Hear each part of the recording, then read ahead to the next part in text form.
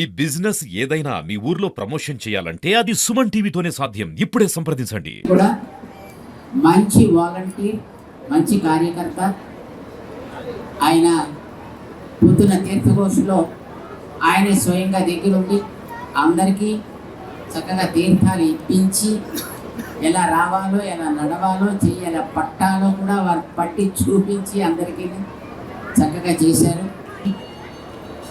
ఈ కార్యక్రమాన్ని మన అందరం కలిసి మన క్షేమం కోసం, మన ప్రాంతపు క్షేమం కోసం, మనందరి యొక్క ప్రగతి కోసం అని మనందరం కలిసి చేసుకోవాలి అనేదాన్ని మనకి ఇక్కడ నిరూపిస్తున్నారు. మన ఉండేటటువంటి పార్టీలు ఏవైనా దేవుడి ముందర మన అందరం కూడా సమానమే. దేవుడి సేవల్లో మన అందరం కూడా ఎప్పుడు కలిసి ఉండాలి అనేదానికి ఒక ప్రత్యక్ష నిదర్శనంగా చక్కగా ఇద్దరు ఇక్కడ ఉండి మనకి ఈ కళ్యాణ మహోత్సవాన్ని వైభవపేతంగా జరిపించారు. బ్రహ్మోత్సవం ఈవేళ 3వ రోజు జరుగుతోంది. ఇంకా 2 రోజులు మనకి ఈ కార్యక్రమం ఉంటుంది. ఈ 4వ పుష్కర మహోత్సవం ఇది. మాకు ఇప్పటికీ జ్ఞాపకం, మా పెదజీయర్ స్వామివారు ఈ సిద్దిపేట అంటే వారికి సొంత ఇంటిలా ఉండేది. 75లో ఇక్కడికి వచ్చినప్పుడు మొదట మన ఆలయం ప్రతిష్టా కార్యక్రమం జరిగినప్పుడు వారు ఈ కార్యక్రమాన్ని దగ్గరుండి జరిపించారు. అప్పుడు 5వ స్వాధ్యాయ జ్ఞాన యజ్ఞం కూడా జరిగింది. 5వది కాదు, 7వ స్వాధ్యాయ జ్ఞాన యజ్ఞం జరిగింది. దాని తర్వాత జమ్మిగుంట, ఇల్లెందుగుంటల్లో 8, 9 జరిగాయి.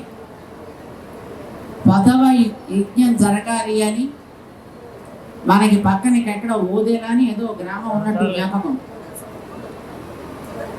ఆ గ్రామంలో మేము కార్యక్రమం చేస్తామండి, మీరు రండి అని పిలిచారు అక్కడ వాళ్ళు.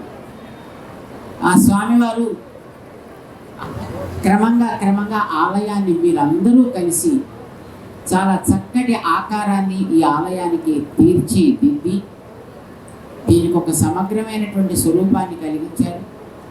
ఇంత ఆనందంగా ఉత్సవాన్ని జరిగేటట్లు ఏర్పాటు చేస్తున్నారు మన అర్చక స్వాములు.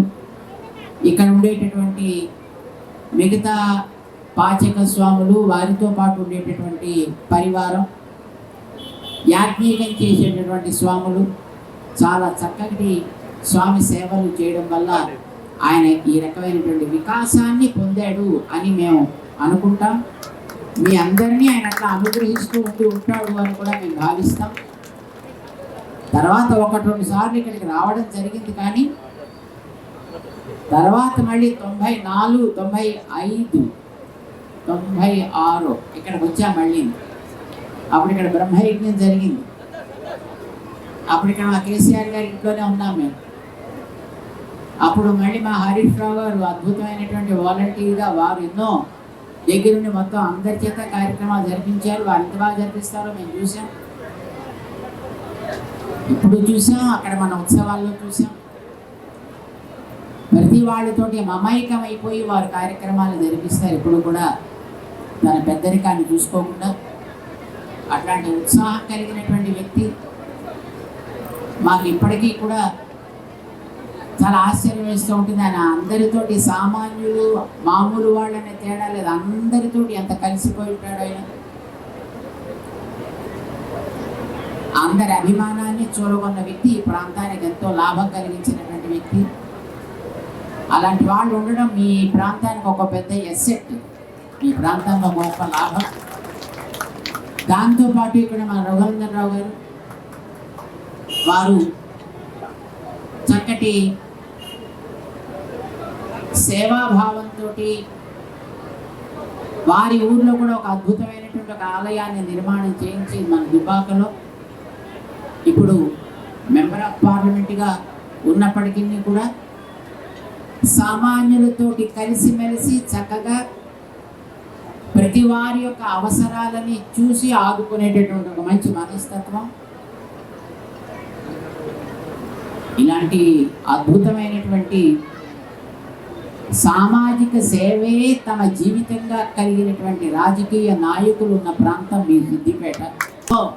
ఈ వెంకటేశ్వర స్వామి మోహినీపురానికి వచ్చి ఈ నగరానికి నడిబొడ్డున ఆయన ఇక్కడ వెలిసి ఇలాంటి ఒక అద్భుతమైనటువంటి వ్యక్తులందరినీ కూడా ఇక్కడికి తీసుకొచ్చి ఈ ప్రాంతాన్ని అంతటినీ కూడా చక్కగా ప్రకాశింపజేస్తున్నాడు, వికసింపజేస్తున్నాడు.